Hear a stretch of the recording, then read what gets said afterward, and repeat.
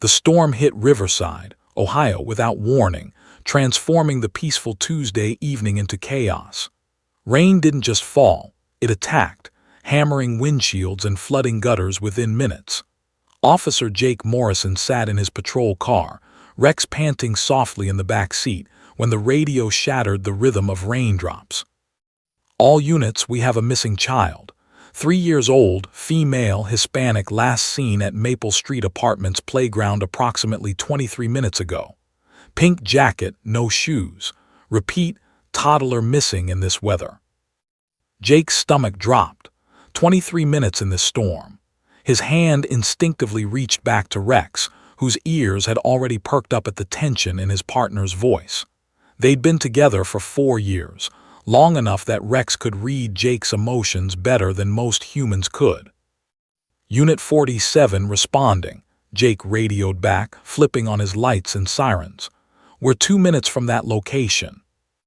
Rex stood immediately, his powerful body tensing with purpose. The German Shepherd had found 12 missing persons in his career: elderly dementia patients, lost hikers, even a kidnapped teenager. But children were different. Children made Jake's hands shake because every second mattered exponentially more. They arrived at Maple Street Apartments to find controlled chaos. A Hispanic woman in her late 20s was screaming, held back by 2 officers. Her face was a mask of raw terror, mascara streaming down her cheeks. "Emma, mi niña," she fought against the officers, desperate to run into the storm. "Ma'am, I'm Officer Morrison," Jake approached quickly, his voice calm but urgent. "This is Rex. He's the best tracker in 3 counties. I need something of your daughter's, something she wore recently." The woman, Maria Rodriguez, he'd learn later, stared at Rex with wild eyes. For a moment, Jake worried she didn't understand, but then she nodded frantically and ran toward the building. She returned 30 seconds later with a small pink sweater, still warm from the dryer. "She was right there," Maria sobbed, pointing at the empty playground. "I went inside for 1 minute to answer the phone. 1 minute, when I came back." Her voice broke completely. Jake knelt down, holding the sweater to Rex's nose. "Find her, boy, find Emma." Rex inhaled deeply, his nostrils flaring. Then he was moving, pulling Jake toward the playground's rear exit. The apartment complex backed up to a commercial district, then beyond that, the 6-lane Jefferson Highway. Jake's blood ran cold. A 3-year-old in the dark, heading toward a highway. "She's heading east," Jake radioed. "Toward Jefferson Highway. We need units to block traffic now." Rex moved with singular focus, his nose to the ground despite the pouring rain washing away the scent trail. They crossed the parking lot, squeezed through a gap in the fence, and entered the commercial zone. Strip malls, closed restaurants, empty parking lots. Each second felt like an eternity. "Come on, Rex, where is she?" Jake's heart hammered against his ribs. Then Rex stopped abruptly at the edge of Jefferson Highway, the busy road where trucks and cars flew past at 60 miles per hour, their headlights cutting through the rain like knives. Rex's body went rigid, and he released a sound Jake had never heard before, a whimpering bark of pure alarm. That's when Jake saw her. Emma Rodriguez stood on the median strip between lanes, no bigger than a doll, clutching a soaked teddy bare to her chest. Her pink jacket glowed in the headlights. Cars swerved around her, horns blaring. She was crying, turning in circles, completely disoriented. The northbound lanes separated them, 3 lanes of traffic moving at highway speeds. "Oh God," Jake whispered. His training evaporated. All he could see was this tiny child, seconds from death. But Rex didn't hesitate. The German Shepherd launched himself into traffic with the precision of a guided missile. Jake screamed Rex no, but his partner was already committed. A Honda braked hard, skidding. Rex dodged. A pickup truck swerved, missing him by inches. Jake couldn't breathe, couldn't think. He followed, holding up his badge, praying. Somehow, impossibly, Rex reached the median. Emma looked up at the massive dog, and instead of fear, her face showed relief. "Doggy," she cried, dropping her teddy bear and throwing her arms around Rex's neck. Rex positioned himself between Emma and the traffic, his body a living shield. When a sedan drifted too close, he barked, a deep, commanding sound that made the driver brake immediately. The dog stood absolutely still otherwise, letting this terrified child cling to him like a life raft. Jake reached them moments later, his own close calls with death irrelevant now. He scooped Emma into his arms while keeping one hand on Rex's collar. "I've got her," he radioed. "Child is safe. Repeat, child is safe." The world became sirens and flashing lights. Backup arrived, stopping traffic completely. Jake carried Emma back across the highway. Rex pressed against his leg, refusing to leave the child's side. Maria broke through the police line, screaming her daughter's name. "Emma, Emma!" Maria grabbed her daughter from Jake's arms, collapsing to her knees in the parking lot, rain and tears mixing on her face. She clutched Emma so tightly as if she could absorb her back into her body. Emma, remarkably calm now, patted her mother's face. "Doggy saved me, Mama. Good doggy." Maria looked up at Rex, who sat at attention despite being soaked to the bone. She reached out with one hand, touching his head reverently. "Thank you," she whispered. "Thank you, thank you, thank you." Jake knelt down, his own eyes burning. He buried his face in Rex's wet fur. "You crazy, beautiful dog," he murmured. "You could have died." Rex's tail wagged once as if to say, "But I didn't," and neither did she. By the next morning, the story had exploded across local news. Miracle on Maple Street. Police dog saves toddler from highway tragedy. The video, captured by a bystander's phone, showed Rex running through traffic, then standing guard over Emma. It went viral. By noon, it had 3 million views. Maria Rodriguez gave a tearful interview, holding Emma on her lap. "That dog is an angel," she said. "That dog is our family's guardian angel." Jake watched the news from the station, Rex sleeping at his feet, exhausted from his heroics. The chief clapped him on the shoulder. "That's one special dog you've got there, Morrison." "Yes, sir," Jake agreed, pride swelling in his chest. "The best partner I've ever had." He couldn't have known that in less than 2 weeks, Rex would need saving too, and that the little girl whose life he'd saved would return the favor in the most unexpected way possible. But for now, on this rain-soaked Tuesday night, Rex was simply a hero, and Emma Rodriguez was alive, clutching her teddy bear, whispering "good doggy" as she fell asleep in her mother's arms. 13 days after the miracle on Maple Street, Jake Morrison walked into the police station whistling, a coffee in one hand and a new chew toy for Rex in the other. The viral video had brought them minor celebrity status. Kids waved at Rex on patrol, people stopped to thank them, and the department was riding high on positive publicity. Rex trotted beside him, tail wagging, blissfully unaware that this would be their last normal morning together. "Morrison, my office. Now." Police Chief Robert Daniels' voice boomed across the station, and every conversation stopped. The chief's face was crimson, veins bulging in his neck. Jake had never seen him this angry. Jake's stomach knotted. "Stay, Rex," he commanded, and the dog obediently sat by his desk. Inside the office, Jake froze. Chief Daniels stood behind his desk, but he wasn't alone. A man in a $3,000 suit occupied the leather chair, silver hair perfectly styled, Rolex gleaming, power radiating from every pore. Richard Caldwell, the real estate mogul whose face appeared on billboards across Ohio. Behind him stood a shark-eyed attorney carrying a briefcase that probably cost more than Jake's car. "Chief, what's going?" "Shut up," Caldwell exploded, slamming his manicured fist on the desk. "That beast you call a police dog attacked my son, ATTACKEDHIM." Jake's world tilted. "What? Rex would never." "Are you calling my son a liar?" Caldwell's voice dropped to a deadly whisper. He opened a manila folder and threw photographs across the desk. "Look at these. Look at them." Jake's hands trembled as he picked up the photos.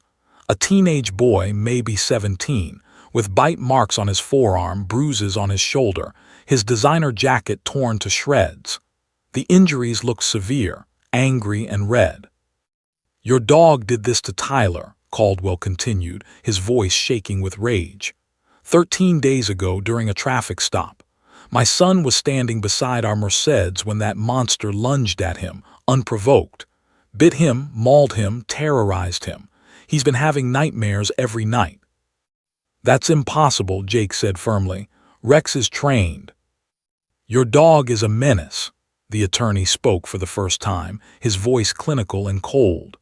"We have medical records, witness testimony, and photographic evidence.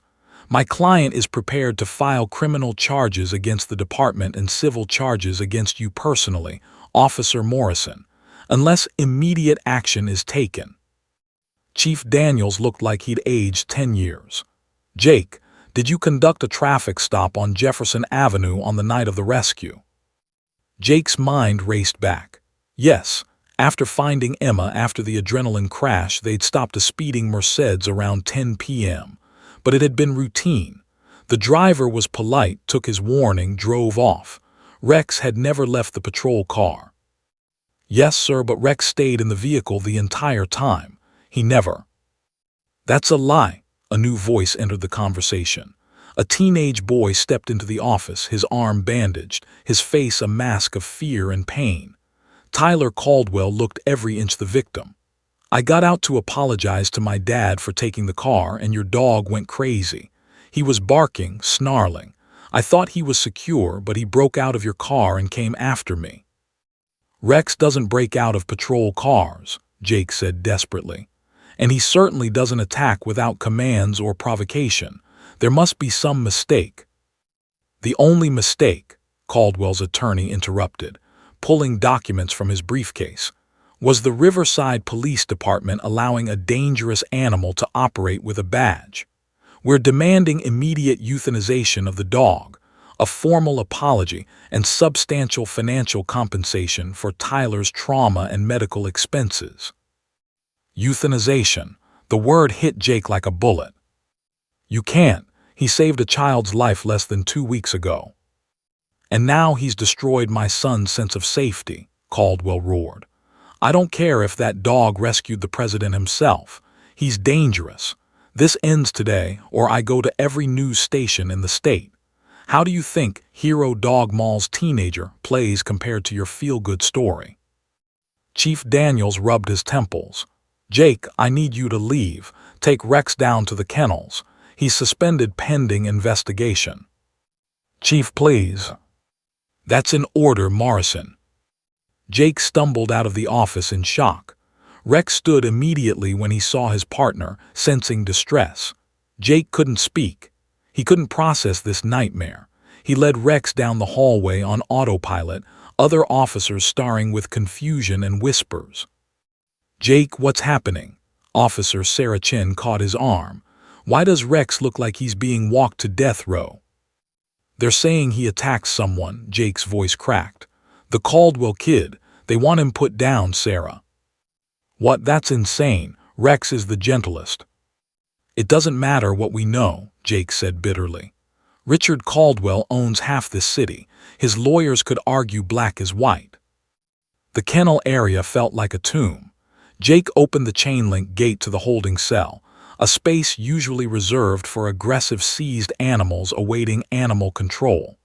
Rex hesitated, looking up at Jake with confused brown eyes. "I'm sorry, boy," Jake whispered, his voice breaking. "I'm so sorry."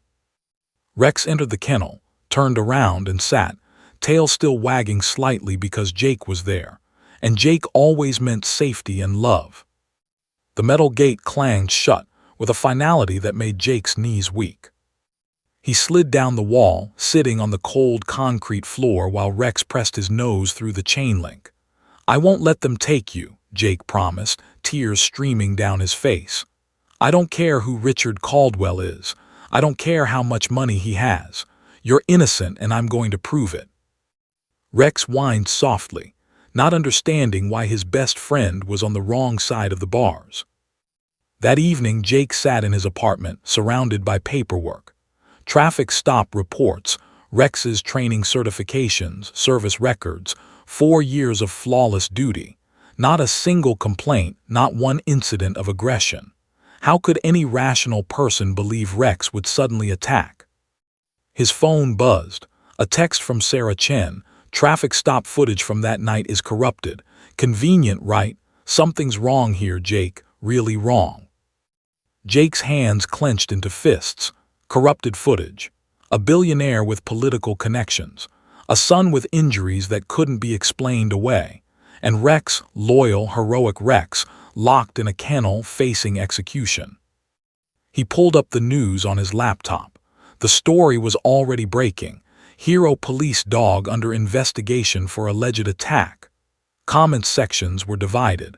Some defended Rex. Others called for immediate action against dangerous police animals. Richard Caldwell had given a statement. My heart breaks for this situation, but public safety must come first. No family should fear a police dog meant to protect them. The hearing was scheduled for 1 week from today. 7 days to find evidence, to prove Rex's innocence, to fight the most powerful family in Riverside with nothing but the truth. Jake looked at the photo on his desk. Him and Rex at their graduation from K-9 Academy, both of them younger, both of them convinced they'd change the world together. 1 week, Jake said to the empty apartment. 1 week to save your life, partner. Outside, thunder rolled across the darkening Ohio sky, and somewhere in the police station kennel, Rex lay with his head on his paws, waiting for his best friend to come back. He didn't understand that this time, love might not be enough. Detective Sarah Chen didn't believe in coincidences. In her 12 years with the Riverside Police Department, she'd learned that when evidence was too convenient, it usually wasn't evidence at all. It was a story someone wanted you to believe. And the story Richard Caldwell was selling stank worse than a 3-day-old crime scene. She sat in the interview room across from Tyler Caldwell, studying him the way a jeweler studies a suspicious diamond. The teenager wore expensive clothes that screamed privilege, designer hoodie, limited edition sneakers, a watch that cost more than her monthly salary. His bandaged arm rested dramatically on the table. Walk me through it again, Tyler, Sarah said, her voice deceptively casual. The night of September 23rd, what exactly happened? Tyler sighed like he'd told this story 1,000 times. My dad let me take the Mercedes to a friend's house. I was speeding, stupid, I know, and the cop pulled me over on Jefferson Avenue. I got out to apologize, and that's when the dog attacked me. You got out of the car, Sarah repeated, making notes. During a traffic stop, even though every driver in America knows you're supposed to stay in your vehicle. I was scared, Tyler said quickly. I thought my dad would be less mad if I showed respect by getting out. Uh-huh, Sarah flipped through her notes. And you said Rex attacked your left side, correct? Yeah, my left arm and shoulder. Sarah slid a photograph across the table, one of the medical photos Richard's attorney had provided. So why are all your injuries on your right side, Tyler? The teenager's face went blank. I meant my right side. I get confused about left and right. You're 17 and you don't know left from right, Sarah's eyebrow arched. That's interesting. Let's move on. You said Rex broke out of the patrol car to attack you. How exactly did he do that? I don't know, the door just opened. Patrol car doors have specialized locks, Tyler. Dogs can't open them. They're designed that way specifically. Sarah leaned forward. So either Officer Morrison let Rex out, which he denies and has no reason to do, or you're lying about how the attack happened. Are you calling me a liar? Tyler's voice rose, his practiced victim facade cracking slightly. I'm saying your story has more holes than a shooting range target, Sarah said flatly, and I'm wondering why. Before Tyler could respond, the door opened and Richard Caldwell's attorney, Marcus Webb, entered like a shark smelling blood. This interview is over, detective. My client has been traumatized enough. Your client's story doesn't match the physical evidence, Sarah countered. Then perhaps you should investigate the officer's report instead of victimizing a teenage attack survivor, Webb said smoothly. Unless the Riverside PD wants a lawsuit for harassment added to their growing list of problems. Sarah watched them leave, her jaw clenched. She'd been shut down but not shut up. Back at her desk, she dove deeper. Richard Caldwell's name pulled up an interesting digital trail. 17 lawsuits filed against the city of Riverside in the past 5 years. He'd sued over zoning disputes, permit denials, tax assessments, even a parking ticket. He lost every single one, but the legal fees cost the city hundreds of thousands. More interesting, 3 months ago, at a city council meeting, Caldwell had gone on a 10-minute tirade about the police budget, specifically the K-9 unit. Sarah pulled up the video on YouTube. There was Caldwell, red-faced and angry, $20,000 per dog per year. For what? So they can sniff around and look intimidating. This K-9 program is a waste of taxpayer money, and I'm going to make sure it's defunded. Well, Sarah murmured. What better way to kill a program than to make its star dog look like a monster? Her phone buzzed. Jake Morrison. She answered immediately. Sarah, I found something. Jake's voice was electric with urgency. Meet me at the station records room. Now. 20 minutes later, they huddled over dusty archive boxes. Jake pulled out a juvenile case file, his hands shaking. Tyler Caldwell, he said. 2 arrests for animal cruelty when he was 14 and 15. Both times, Daddy's lawyers got the records sealed and the charges dropped. Sarah's eyes widened as she read. The first incident, Tyler had been caught throwing rocks at dogs at a shelter, breaking one dog's leg. The second, neighbors reported seeing him torture a cat in his backyard. Both times, Richard Caldwell made the problems disappear with money and connections. This kid has a history of hurting animals, Sarah said slowly, and now he's accusing a police dog of attacking him. It's a pattern, Jake said, but we can't use sealed juvenile records in the hearing. The judge won't allow it. No, but it tells us who we're really dealing with. Sarah pulled out her laptop. The traffic stop footage is conveniently corrupted, but let me check something. Her fingers flew across the keyboard, accessing the city's traffic camera database. Jefferson Avenue has 3 traffic cameras. Your stop happened near the intersection of Jefferson and Oak. Let's see if any cameras caught anything. They held their breath as she pulled up footage from September 23rd, 10:17 p.m. The angle was bad. The stop happened mostly out of frame, but they could see the Mercedes, Jake's patrol car, and Jake approaching the driver's side. There, Jake pointed. You can see Rex in the back seat. He never gets out. The door never opens. But we can't see Tyler, Sarah noted. He's on the other side of the car. They watched in frustration as Jake returned to his vehicle and the Mercedes drove away. Nothing conclusive. Wait, Sarah said, rewinding. What's that? She zoomed in on a reflection in the Mercedes passenger window. It was blurry, pixelated, but there, the outline of someone in the back seat. Tyler had claimed he was alone, that his father let him take the car solo. He wasn't alone, Jake said. Someone else was in the car. Sarah's phone rang. The caller ID showed Captain Robert Harris, her commanding officer. Chen, his voice was grave, I need you to back off the Caldwell investigation. Sir, we're finding significant. That's an order, detective. Richard Caldwell has connections all the way to the governor's office. He's threatening to expose departmental finances, drag us through the media, make our lives hell. The chief wants this to go away quietly. By killing an innocent dog, Sarah's voice rose.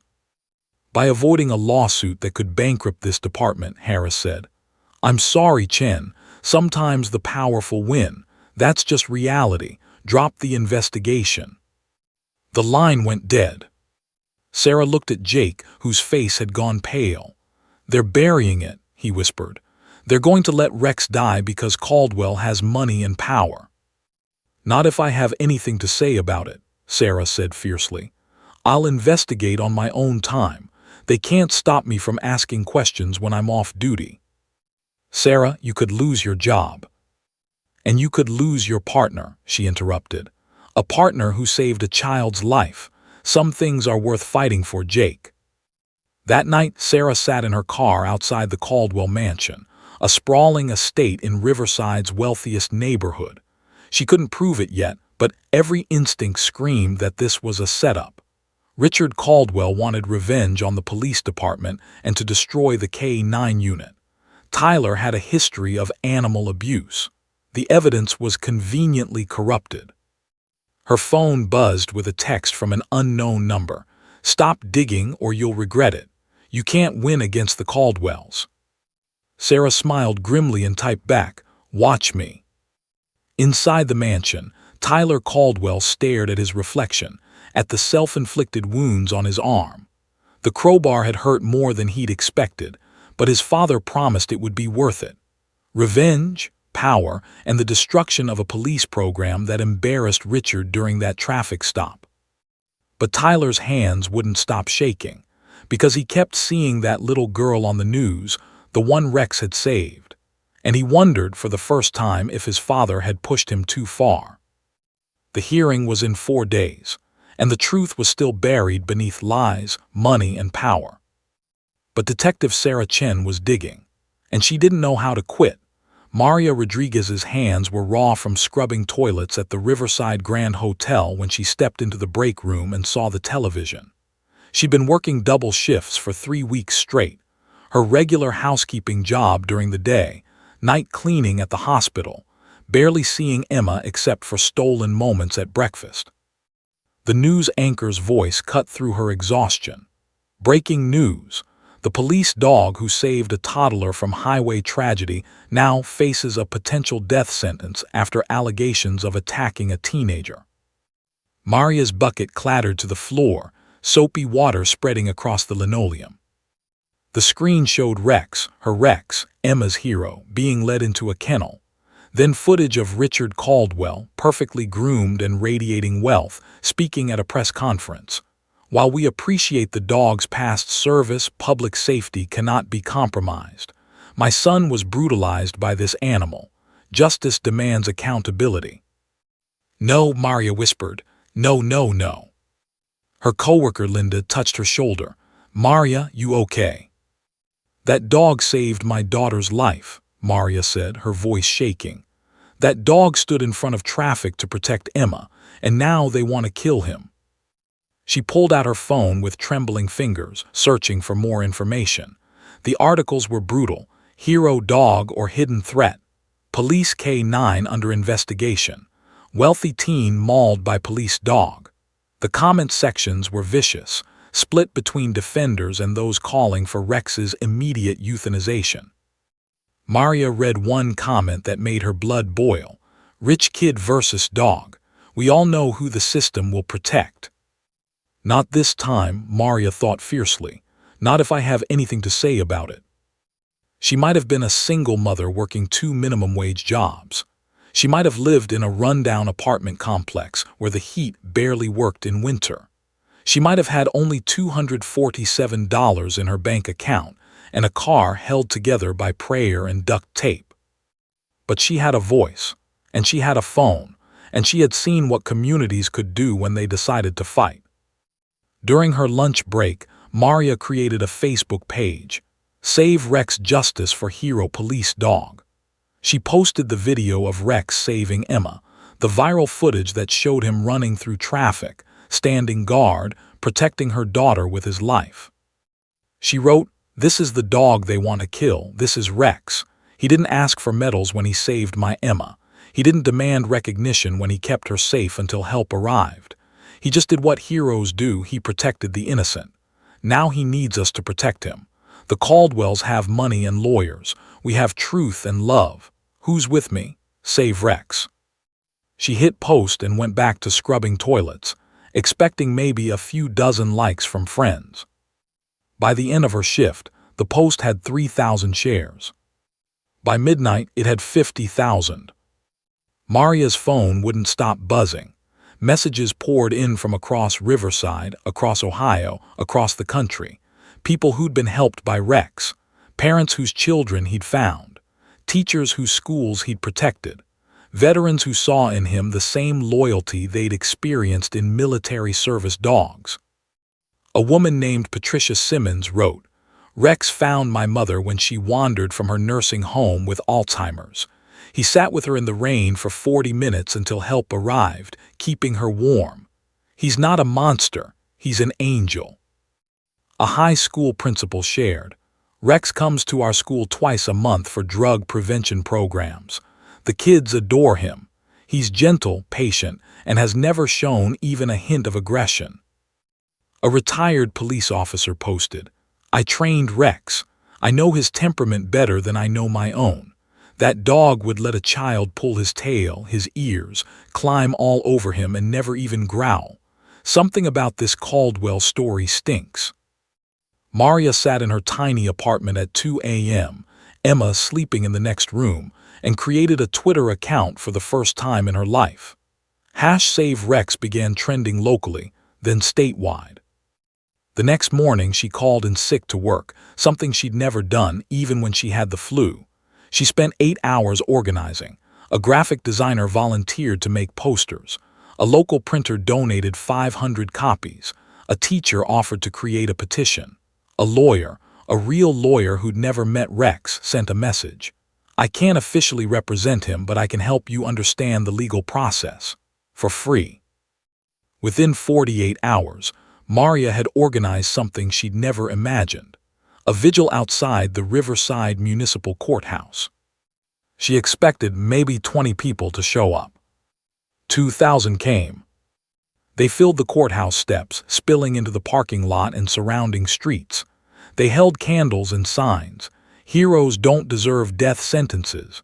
Rex saved my child too. Justice for K-9 officers. Money can't buy truth." News crews arrived from 3 states.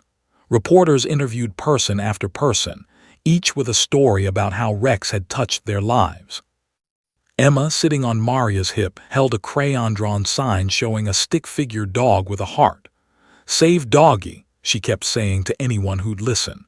"Good boy, save good boy." Richard Caldwell arrived at his office that morning to find protesters lining the sidewalk. His smug confidence wavered when he saw the crowd's size.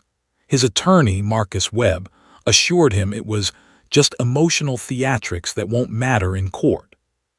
But Richard's social media team showed him the numbers. Save Rex had 2.3 million mentions.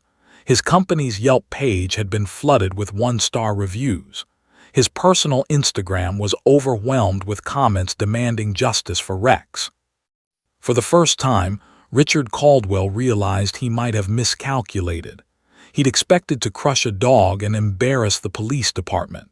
He hadn't expected a revolution. At an emergency strategy meeting, his PR team delivered the bad news. "Sir, public opinion is running 73% against you.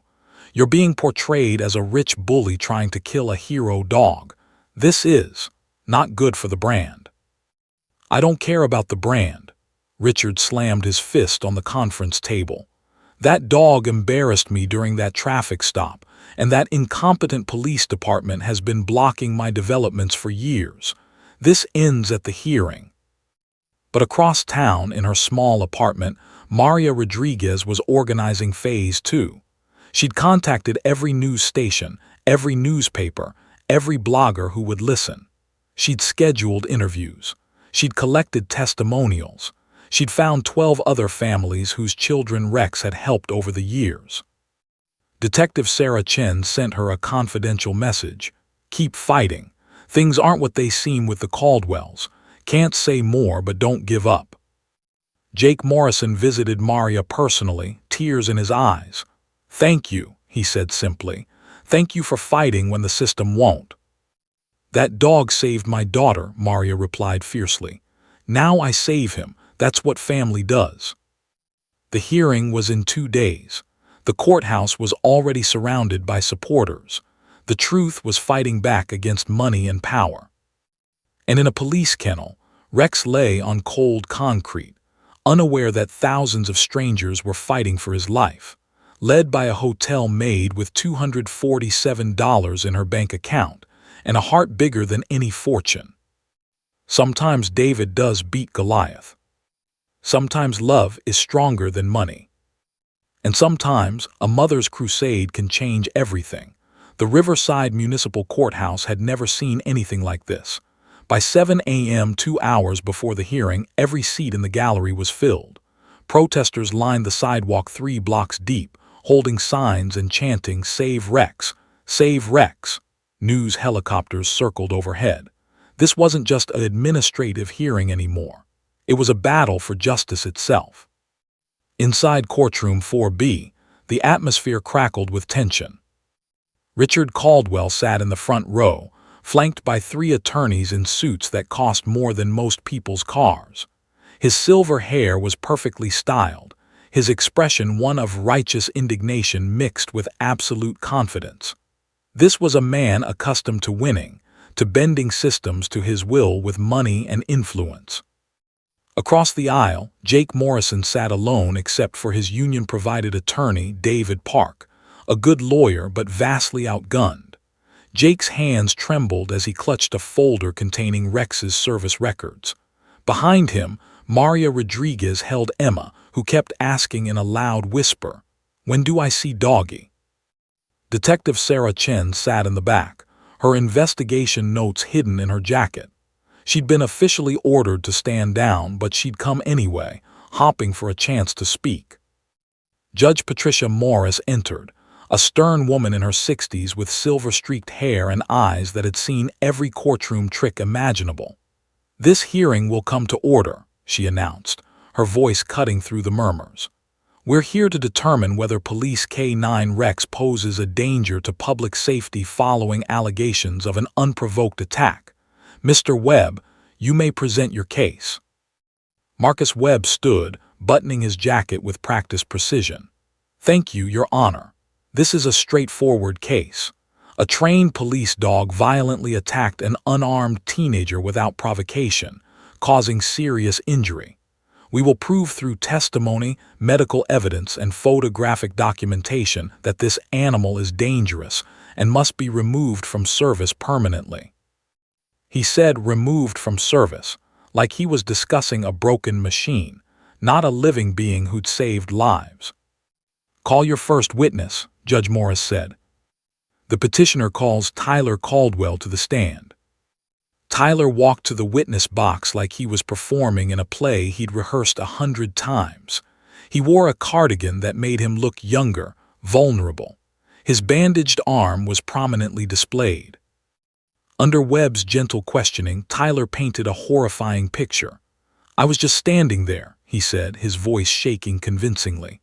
"My dad let me take the car and I got pulled over for speeding. I know I was wrong. I got out to apologize to the officer. That's when I heard this." Snarling. The dog went crazy, barking and throwing himself against the patrol car window. "What happened next?" Webb asked softly. "The door opened. I don't know if the officer hit something or if the dog broke the lock, but Rex came charging at me." Tyler's voice cracked. "I've never been so scared in my life. I tried to run, but he was faster. He jumped on me, bit my arm, tore my jacket. I thought he was going to kill me." Several people in the gallery gasped. Richard Caldwell dabbed at his eyes with a handkerchief. "And Officer Morrison," Webb asked, "what was he doing?" "He was yelling at the dog, trying to pull him off, but it took forever. When Rex finally let go, the officer just put him back in the car and told me to go to the hospital, like it was no big deal that his dog had just attacked me." Jake half rose from his seat. "That's not."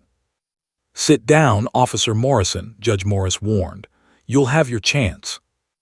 Webb presented medical records: emergency room visit, bite wounds requiring 12 stitches, antibiotics for infection, psychological counseling for trauma. He showed photographs that made the injuries look even worse than they were. "Your Honor," Webb concluded, "this attack was vicious, unprovoked, and could have been fatal. Tyler Caldwell will carry physical and emotional scars for the rest of his life. Public safety demands that this dog be put down." The words "put down" hung in the air like a death sentence. David Park stood for the defense, looking like a little league player facing a major league pitcher. "Your Honor, Officer Morrison and Rex have served this community with distinction for 4 years. Not a single complaint, not one incident of aggression. 13 days before this alleged attack, Rex saved a 3-year-old child from certain death on a highway. Does that sound like a dangerous animal?" He called Jake to the stand. Jake testified about that night, his voice steady despite his fear. "Rex never left the patrol car. The doors have specialized locks that dogs cannot open. I conducted a routine traffic stop, issued a warning, and the driver left. There was no attack. There couldn't have been." "Are you calling Tyler Caldwell a liar?" Webb asked during cross-examination, his voice dripping with contempt. "I'm saying his story is impossible based on the facts," Jake replied. "Or you're covering up your dog's aggression to save your career," Webb shot back. Detective Sarah Chen was called next. She presented her investigation, her findings about the inconsistencies in Tyler's story. "The injuries are on the wrong side of his body. The traffic camera footage shows Rex never left the vehicle. The timeline doesn't match the medical records." Webb demolished her testimony with surgical precision. "Detective, were you officially assigned to this investigation?" Sarah hesitated. "No, but—" "Were you, in fact, ordered by your superiors to cease investigating?" "Yes, but the evidence—" "The evidence," Webb interrupted, "is that you conducted an unauthorized investigation because you're friends with Officer Morrison. Your bias is clear, Detective." "Your Honor, I move to strike her testimony as unreliable." "Motion granted," Judge Morris said, and Sarah felt her stomach drop. The hearing continued for 3 brutal hours. Character witnesses praised Rex. Medical experts questioned the bite pattern. But Webb had answers for everything, and Richard Caldwell's power loomed over the proceedings like a storm cloud. By 2 p.m., Judge Morris looked exhausted. "Does the defense have anything else?" David Park looked at Jake desperately. They were losing.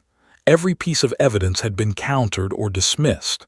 Jake's eyes found Maria in the gallery, holding Emma, and suddenly he had an idea, desperate, unconventional, possibly insane. "Your Honor," Park said, his voice stronger now, "I request that Rex be brought into this courtroom so the alleged victim can identify him, and so the court can observe his temperament directly." Webb jumped up. "Objection, this is highly irregular." "And I further request," Park continued, "that Emma Rodriguez, the child Rex saved, be allowed to demonstrate the dog's true nature with children." The courtroom erupted in whispers. Judge Morris banged her gavel.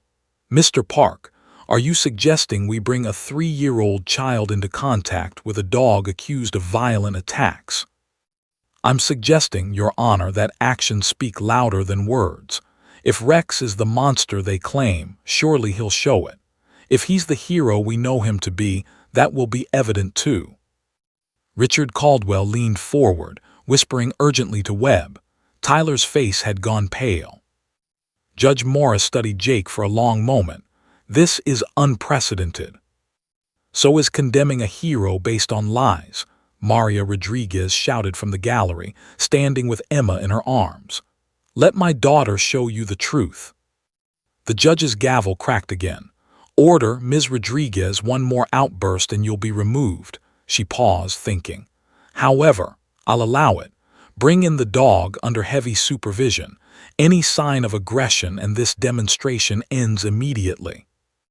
As the bailiff left to retrieve Rex, Jake's heart hammered against his ribs.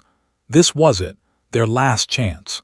If Rex showed even a hint of fear or aggression, it was over. In the back row, Tyler Caldwell's hands were shaking. and for the first time he looked genuinely terrified. The courtroom fell into absolute silence as the heavy oak doors opened. Every eye turned to watch Officer Jake Morrison enter, leading Rex on a short leash. The German shepherd moved with dignified calm, his brown eyes scanning the room with professional alertness. He wore his official K9 vest, badge gleaming under the fluorescent lights. But he also wore a muzzle and chain restraints, like he was Hannibal Lecter instead of a decorated service dog. Jake's jaw clenched at the humiliation, but he understood the optics. Rex had to appear controlled, contained, even though every fiber of Jake's being knew his partner posed no threat to anyone in this room. Two armed bailiffs flanked them, hands resting on their weapons. The message was clear. One wrong move and this demonstration was over. "Bring him to the center of the courtroom," Judge Morris instructed, her voice carefully neutral. "Keep him at least 15 feet from the gallery." Jake led Rex to a marked spot on the floor. The dog sat immediately, perfectly trained, his posture alert but relaxed. His tail made a single sweep across the polished floor. Marcus Webb stood quickly. "Your Honor, I must object in the strongest possible terms. Having the alleged attack animal in the same room as my traumatized client is." "Your client is here to identify the dog, is he not?" Judge Morris interrupted. "Tyler, can you confirm this is the animal that attacked you?" All eyes turned to Tyler Caldwell. The teenager had gone pale, his carefully constructed victim persona cracking at the edges. His father elbowed him sharply. "Yes," Tyler said, his voice barely above a whisper. That's him." "Speak up, please," the judge said. "Yes," Tyler repeated louder now, but his hands were trembling. "That's the dog that attacked me. I'd recognize him anywhere." Rex's ears twitched at the raised voice, but he remained perfectly still, waiting for Jake's command. "Your Honor," David Park said, "I'd like the record to note that Rex has shown zero signs of aggression despite being in the presence of his alleged victim. No growling, no snarling, no aggressive posturing whatsoever." "So noted," Judge Morris said. "Now regarding the child." "Your Honor, please." Webb's voice took on a desperate edge. "This is a circus, not a legal proceeding. You cannot seriously be considering allowing a toddler to approach a dangerous animal." "Mr. Webb," Judge Morris's voice was ice, "I've been a judge for 23 years. I know exactly what kind of proceeding this is. The defense has made a reasonable request to demonstrate the dog's temperament. Unless you have legal grounds to object beyond dramatic theatrics, I'm going to allow it." Webb looked at Richard Caldwell, who gave a tight nod. What choice did they have? Objecting too strenuously would make it look like they had something to hide. "Ms. Rodriguez," Judge Morris addressed Maria, who stood clutching Emma in the gallery. "I want to be very clear. If at any point you feel uncomfortable or if the dog shows any sign of aggression, this ends immediately. Do you understand?" "Yes, Your Honor," Maria said, her voice strong. "But I trust Rex with my daughter's life. I already have." She moved toward the barrier separating the gallery from the courtroom floor. A bailiff opened the gate and Maria stepped through, Emma in her arms. The little girl's face lit up like sunrise. "Doggy," she squealed, pointing at Rex with pure joy. "Mama, it's my doggy." The entire courtroom seemed to hold its collective breath. Jake knelt beside Rex, one hand on his partner's collar. "Easy, boy," he whispered. "This is important. Show them who you really are." Rex's tail wagged harder now, recognizing the child. He'd saved her, protected her, and dogs never forget. Maria set Emma down on her feet about 10 feet from Rex. The toddler wore her favorite pink dress, the same color as the jacket she'd worn the night of the rescue. Her tiny sneakers lit up with each step, blinking red and blue. "Emma, baby," Maria said softly, "go say hello to Rex. Slowly, okay?" Emma didn't understand slowly. She understood love, and she understood the dog who'd been her hero. She toddled forward, her gait unsteady but determined, 5 feet away, 4 feet. The security guards tensed, hands moving toward their weapons, 3 feet. Tyler Caldwell gripped his armrest so hard his knuckles went white. His breathing had become rapid, shallow. His father leaned toward him, whispering something urgent. 2 feet. Rex remained perfectly still, a living statue of patience.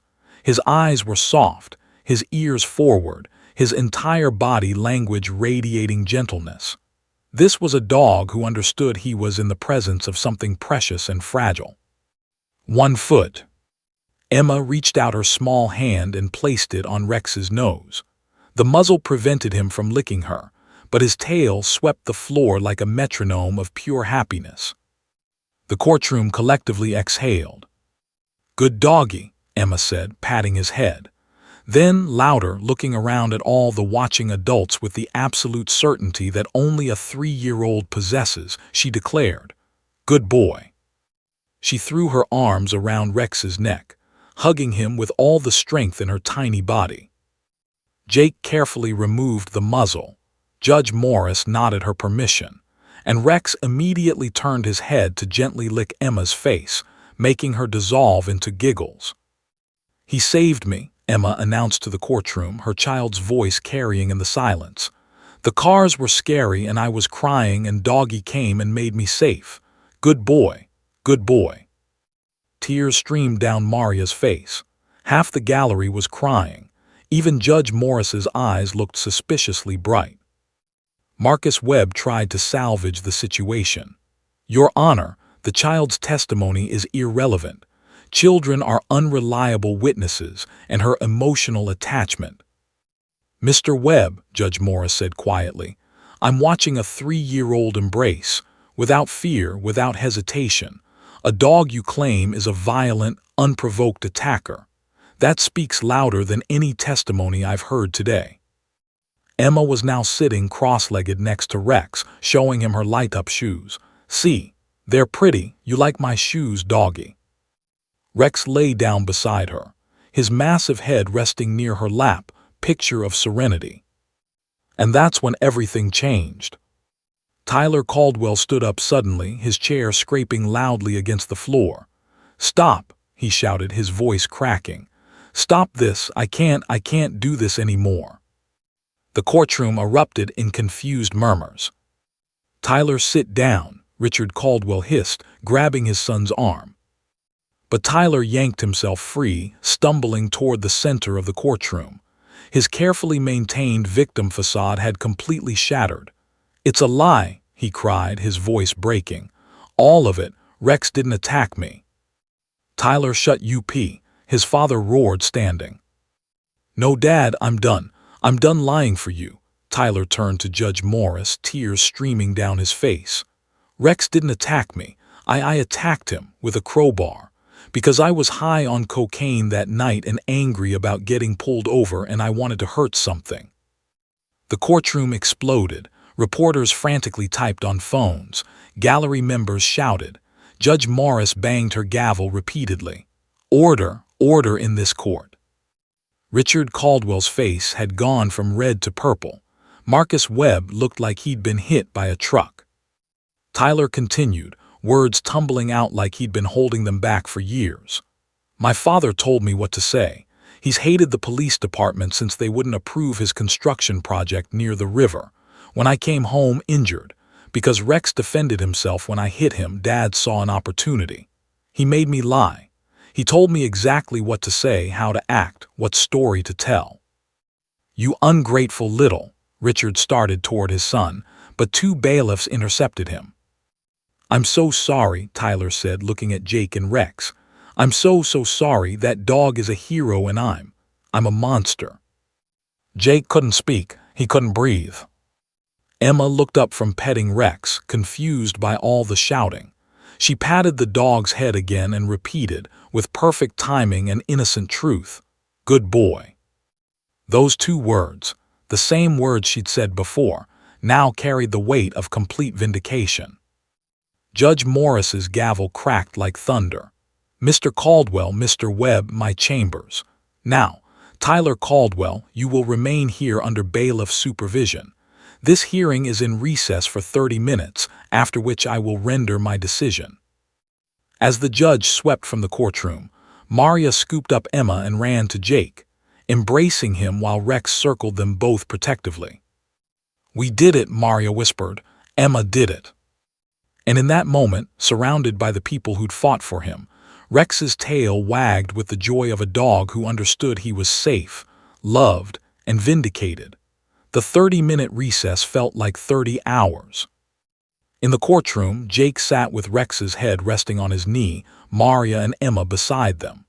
The gallery remained packed. Nobody dared leave, afraid to miss the conclusion of this dramatic saga. Detective Sarah Chen had pushed her way to the front, squeezing Jake's shoulder in silent support. Emma continued petting Rex, completely oblivious to the legal storm swirling around her. She sang a little song she'd made up. Good boy, Rex is a good boy."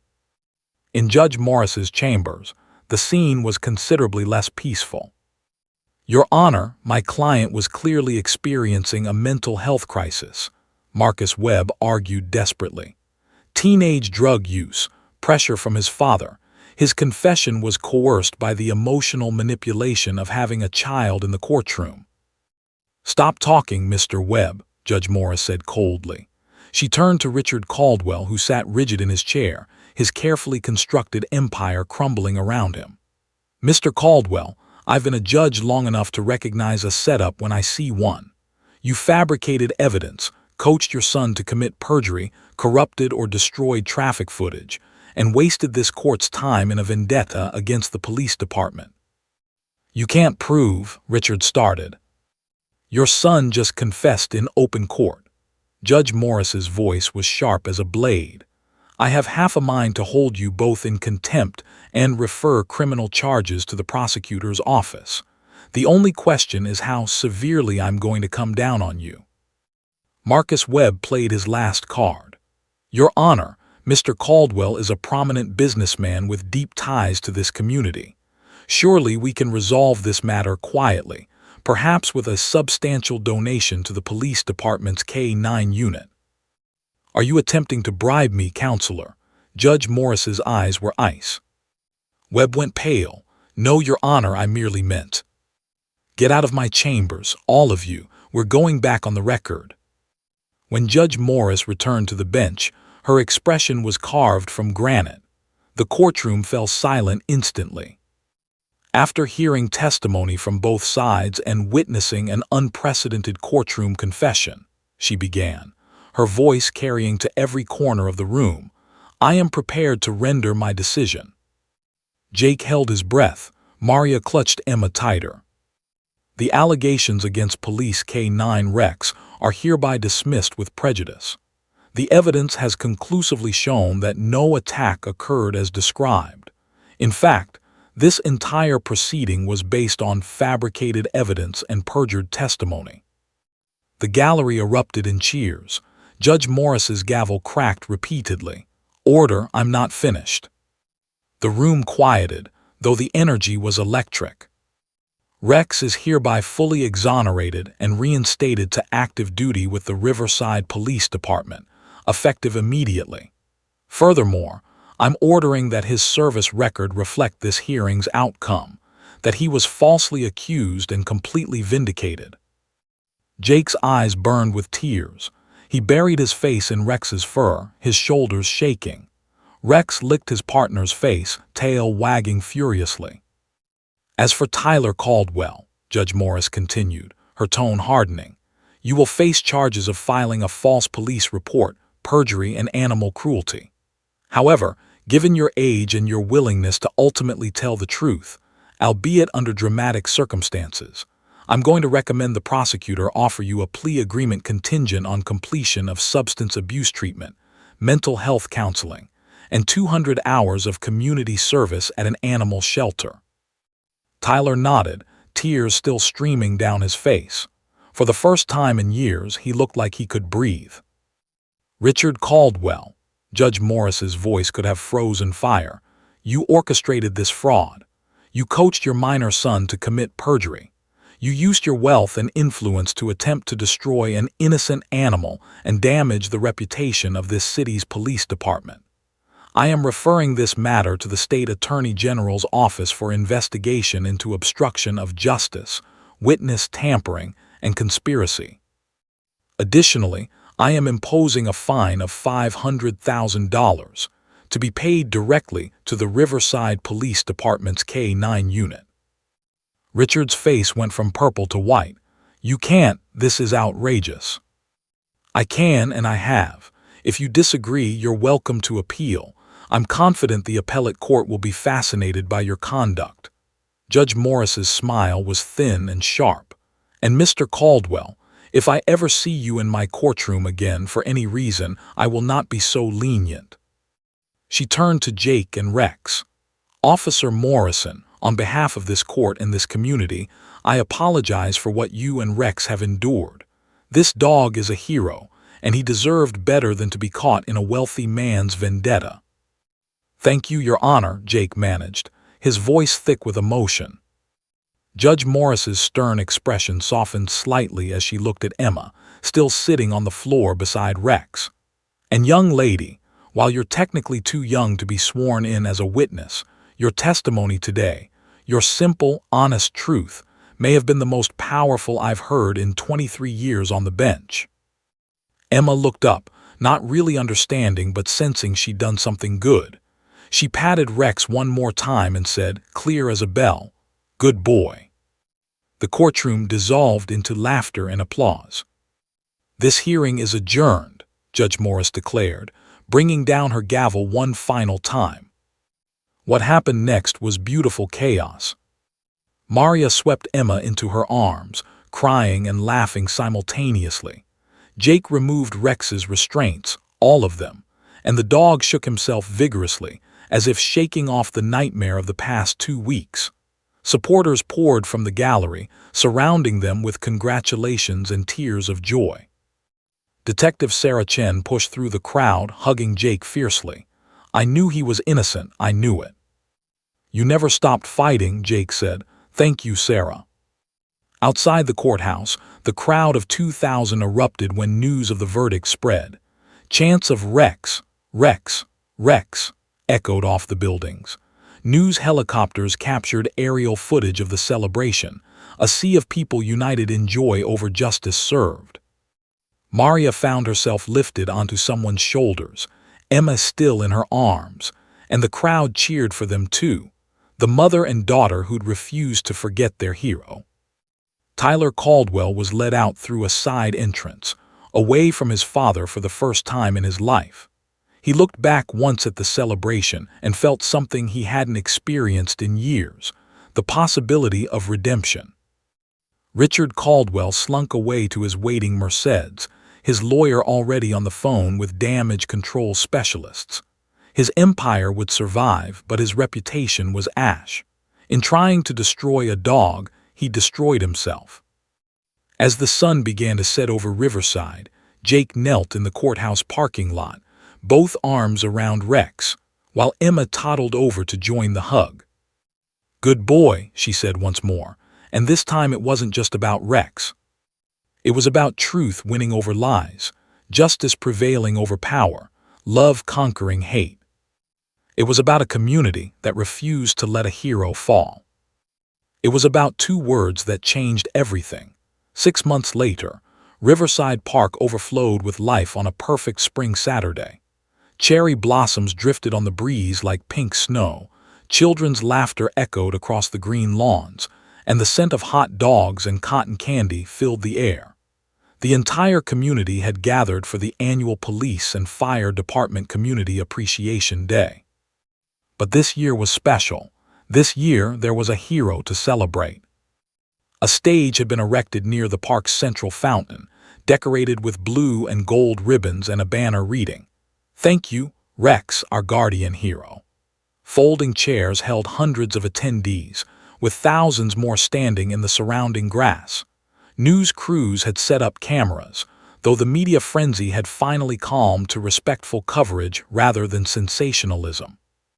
Jake Morrison stood backstage, his dress uniform crisp and perfect, one hand resting on Rex's head. The German Shepherd wore a freshly brushed coat and a new collar, a gift from the K9 unit, engraved with his badge number and the word hero. "You ready for this, partner?" Jake asked softly. Rex's tail wagged. After everything they'd been through, a ceremony was the easy part. Police Chief Robert Daniels approached, his expression warmer than Jake had ever seen it. "Morrison, I want to say something before we go out there." He paused, choosing his words carefully. "I should have fought harder for Rex from the beginning. I let Caldwell's money and influence cloud my judgment. That won't happen again." "Thank you, sir," Jake said, meaning it. "That dog taught this entire department something about integrity," Daniels continued. "Sometimes doing the right thing means standing up to powerful people. Sarah Chen understood that. Maria Rodriguez understood that. A 3-year-old child understood that." He shook his head. "Took me longer than it should have." On stage, Mayor Jennifer Walsh took the microphone. "Good afternoon, Riverside. Thank you all for coming to celebrate our community's finest public servants. Today, we have a very special honor to bestow." The crowd quieted, anticipation building. 6 months ago, our community witnessed something remarkable. Not just a heroic rescue, but a fight for justice that reminded us all what truly matters. Today, we recognize Police K9 Rex with the Civilian Medal of Valor, the highest honor our city can bestow upon a 4-legged officer. Applause thundered across the park. "And to present this medal," Mayor Walsh continued, her voice warm, "I'd like to invite a very special young lady to the stage, Emma Rodriguez." Maria emerged from the side stage, holding Emma's hand.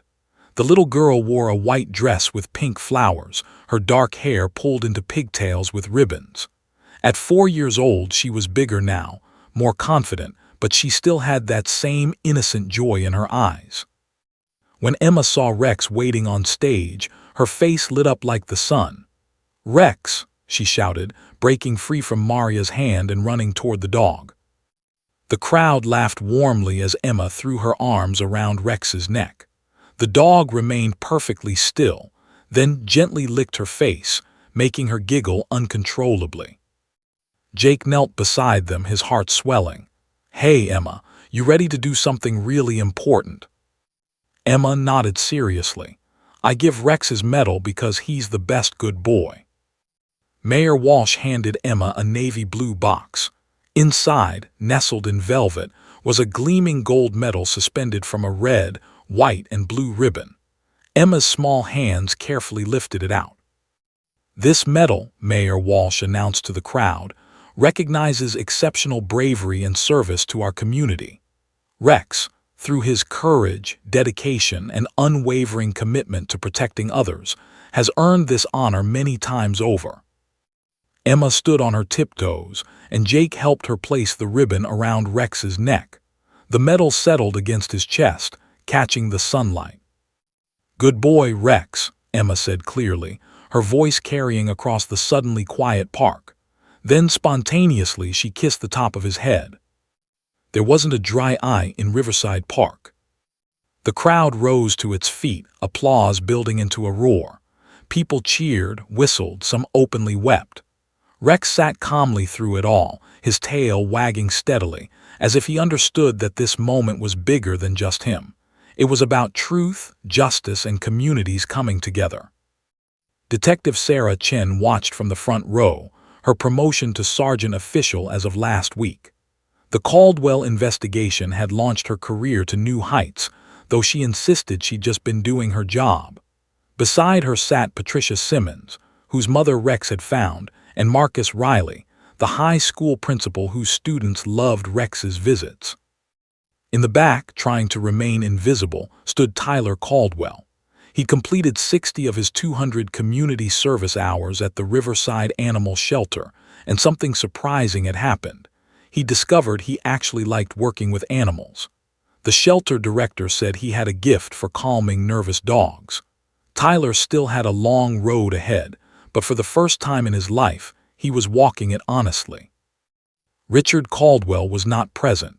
He'd sold his riverside properties and relocated to Arizona, his reputation in Ohio permanently tarnished.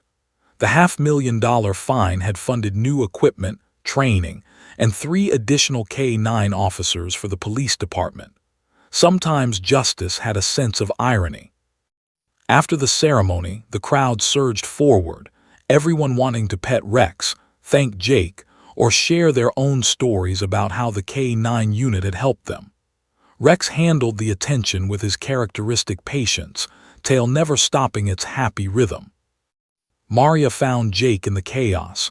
"I never got to properly thank you," she said, "for everything. Rex saved Emma, but you fought for him when it mattered most." "You fought harder," Jake replied. "You organized an entire movement. You gave people a voice." "We all fought," Maria corrected. "That's what communities do." Emma tugged on Jake's pants leg.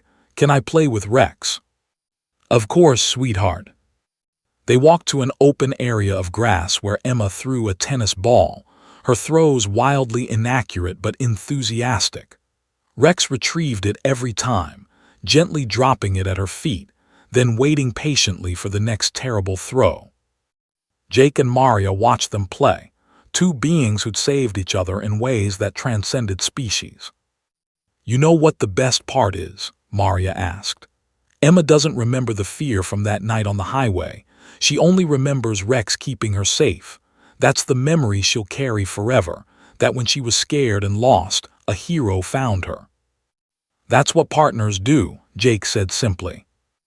As the sun began to set, painting the sky in shades of orange and gold, the celebration continued. Food trucks served free meals, a local band played music, and children ran through the grass with their parents watching contentedly. At the center of it all, a little girl and a German shepherd played in perfect harmony. Emma threw the ball one more time, her aim as bad as ever. Rex bounded after it, his medal bouncing against his chest. When he returned, Emma hugged him tight and whispered what had become her signature phrase, the 2 words that had changed everything. "Good boy."